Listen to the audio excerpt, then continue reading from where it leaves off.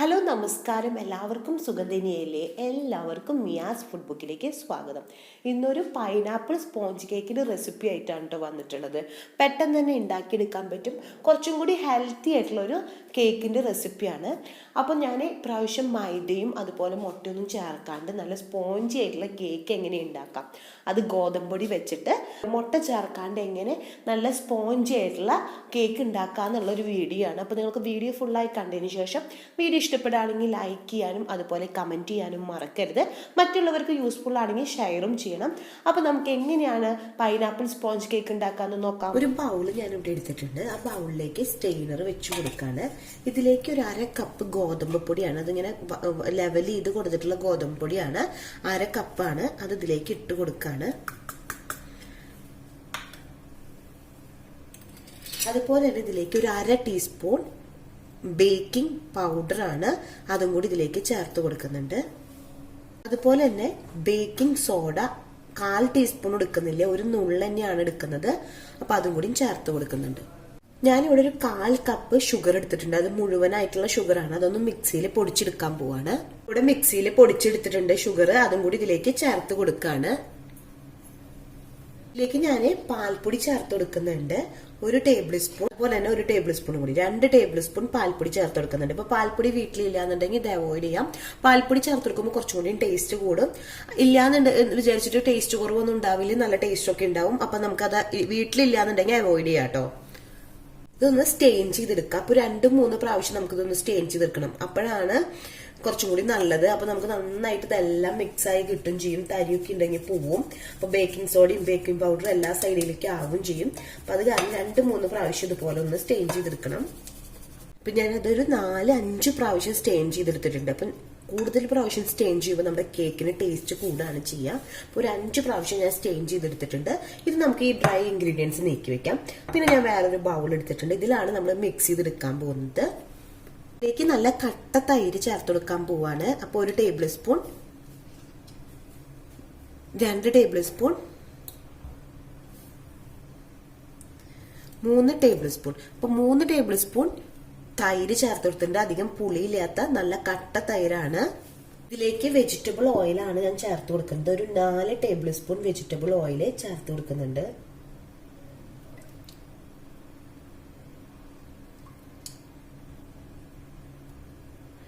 നാല് table spoon vegetable oil ചേർത്ത് കൊടുത്തിട്ടുണ്ട്. ഒരു വിസ്ക് യൂസ് ചെയ്തിട്ട് ഇതൊന്ന് മിക്സ് ചെയ്ത് കൊടുക്കാം കേട്ടോ. ഇതിലേക്ക് ഒരു നുള്ള് ഉപ്പ് ഇട്ട് കൊടുക്കുന്നുണ്ട്. അപ്പൊ നേരത്തെ ഇട്ട് കൊടുക്കാൻ മറന്ന കാരണമാണ് ഇപ്പൊ ചേർത്ത് കൊടുക്കുന്നത്. അതും കൂടി ഇട്ടിട്ട് നമുക്കൊന്ന് മിക്സ് ചെയ്തെടുക്കാം. അപ്പൊ മിക്സ് ചെയ്തെടുത്തിട്ടുണ്ട്. ഇതിലേക്ക് ഫ്ലേവറിന് വേണ്ടിയിട്ട് ഞാൻ പൈനാപ്പിൾ എസെൻസ് ആണ് ചേർത്ത് കൊടുക്കുന്നത്. അപ്പൊ ഒരു 1/4 ടീസ്പൂൺ പൈനാപ്പിൾ എസെൻസ് ആണ് ചേർത്ത് കൊടുക്കുന്നത്. അപ്പൊ അതിന് പകരം ഏത് ഫ്ലേവർ ആണോ, ഇപ്പൊ വാനില ഫ്ലേവർ ആണെങ്കിൽ വാനില എസെൻസ് ചേർത്ത് കൊടുക്കാം. അപ്പൊ ഏത് എസെൻസ് ആണോ നിങ്ങൾക്ക് വേണ്ടെങ്കിൽ ആ ഒരു എസെൻസ് നമുക്ക് ഈ ഒരു ടൈമിൽ ചേർത്ത് കൊടുക്കാം. പൈനാപ്പിളിന്റെ എസെൻസ് ചേർത്ത് കൊടുത്ത കാരണം പൈനാപ്പിളിന്റെ ഒരു കളർ കിട്ടാൻ വേണ്ടിയിട്ട് ഒരു നുള്ള് യെല്ലോ കളർ ചേർത്ത് കൊടുക്കുന്നുണ്ട്. 1/4 ടീസ്പൂൺ ഒന്നുമില്ല, ഒരു നുള്ള് തന്നെയാണ് ചേർത്ത് കൊടുക്കുന്നത്. ലൈറ്റ് ആയിട്ടൊരു കളർ കിട്ടാൻ വേണ്ടിയിട്ടാണ്. അതിനുശേഷം നമുക്കിതൊന്ന് മിക്സ് ചെയ്തെടുക്കാം.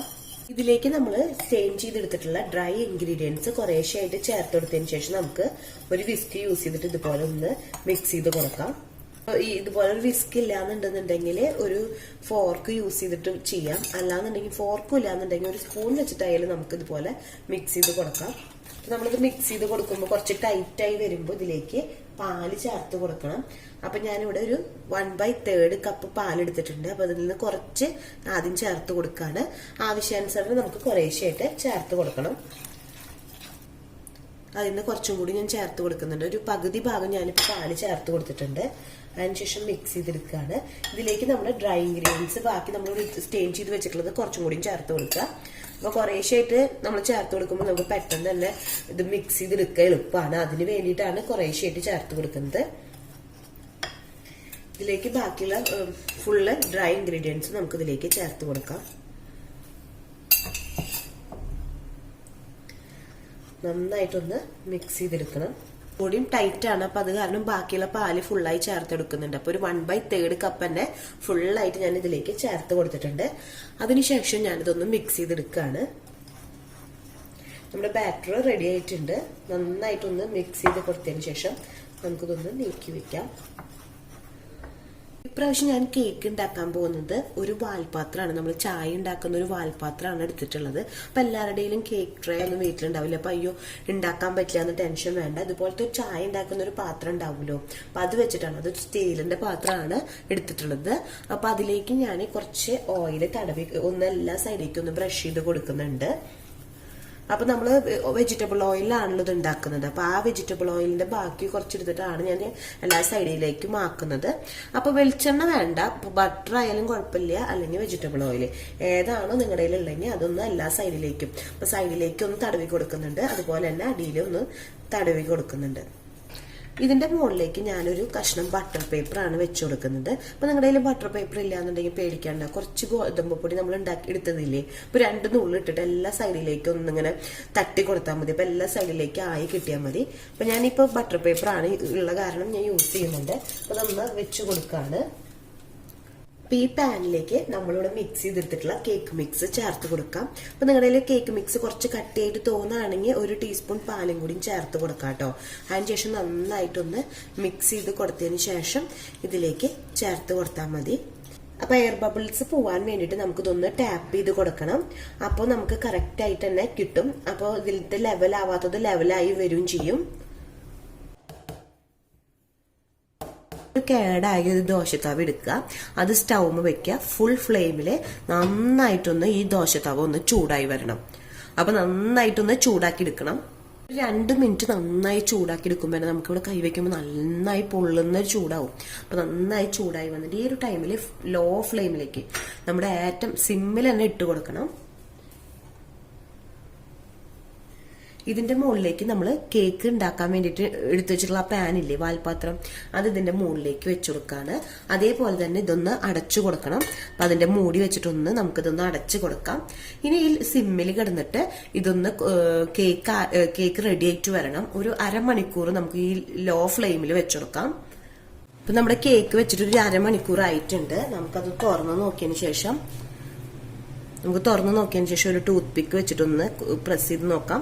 അപ്പൊ ഈ ടൂത്ത് പിക്കുമ്പോ ഒന്നും ആവുന്നില്ല. നമുക്ക് സ്റ്റവ് ഓഫ് ചെയ്ത് കൊടുക്കാം ഈ ഒരു ടൈമില്.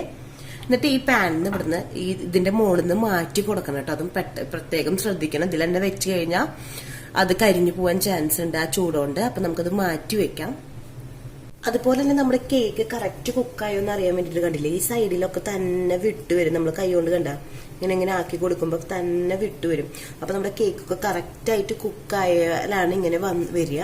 അപ്പൊ നമുക്ക് ചൂടാറിയതിന് ശേഷം മാത്രമാണ് നമുക്ക് ഈ തട്ടിലേക്ക് മാറ്റി കൊടുക്കണ്ടോ. അപ്പൊ ചൂടാറുന്നവരേക്ക് നമുക്കൊന്ന് വെയിറ്റ് ചെയ്യണം. നമ്മുടെ കേക്ക് ഫുള്ളായിട്ട് ചൂടാറിയിട്ടൊന്നുമില്ല, എന്നാലും നമുക്കിതൊന്ന് ഇങ്ങനെ ഇളക്കി കൊടുത്തു കഴിഞ്ഞിട്ടുണ്ടെങ്കിൽ കറക്റ്റ് ആയിട്ടാണ് നമ്മുടെ കേക്ക് കണ്ടില്ലേ വരുന്നു. നമുക്കൊന്നും ഒരിക്കലും ഒട്ടിപ്പിടിക്കുകയോ ഒന്നും ചെയ്യില്ല. നമുക്ക് കണ്ടില്ലേ കറക്റ്റ് ആയിട്ട് തന്നെ കേക്ക് വരും. കണ്ടി ഈ സൈഡിൽ നമ്മൾ ഒട്ടിച്ചു വെക്കാത്ത കാരണം ഒരു ചെറിയൊരു കളറ് കണ്ടില്ലേ. അടിയിൽ നമ്മൾ ഓയിൽ തടവിയിട്ട് നമ്മൾ ആ ബട്ടർ പേപ്പർ വെച്ച കാരണം നല്ല സിമ്പിൾ ആയിട്ടാണ് നമ്മുടെ കേക്ക് പോന്ന് കിട്ടും. വേറൊരു ബുദ്ധിമുട്ടും ഇല്ല. ഇപ്പൊ നന്നായി ചൂടാറിയതിന് ശേഷം ഞാൻ അത് കട്ട് ചെയ്ത് കൊടുത്തിട്ടുണ്ട് കേട്ടോ. അപ്പൊ നല്ല സൂപ്പർ സോഫ്റ്റ് ആയിട്ടുണ്ട് നമ്മുടെ കേക്ക് കിട്ടിയിട്ടുണ്ട്. അപ്പൊ എല്ലാവരും ട്രൈ ചെയ്ത് നോക്കണം. അപ്പൊ മൈദയൊന്നും വേണ്ട, അതുപോലെ മുട്ടയൊന്നും വേണ്ട. അപ്പൊ മുട്ട ഉണ്ടെങ്കിൽ മാത്രമേ സ്പോഞ്ച് കേക്ക് ഉണ്ടാക്കാൻ പറ്റുള്ളൂ എന്നുള്ള ചിന്തയൊന്നും വേണ്ട. അപ്പൊ കോഴിമുട്ട ഇല്ലാണ്ടും നമുക്ക് മൈദ ഇല്ലാണ്ടും നമുക്ക് നല്ല സൂപ്പർ സോഫ്റ്റ് ആയിട്ടുള്ള കേക്ക് ഉണ്ടാക്കിയെടുക്കാം. അപ്പൊ നിങ്ങൾ എല്ലാവരും ട്രൈ ചെയ്ത് നോക്കണം. അപ്പൊ എല്ലാവർക്കും വീഡിയോ ഇഷ്ടമായി എന്ന് വിചാരിക്കുന്നു. അടുത്ത ദിവസം പുതിയ വെറൈറ്റി റെസിപ്പി ആയിട്ട് വീണ്ടും വരാം. Thanks for watching. ബൈ.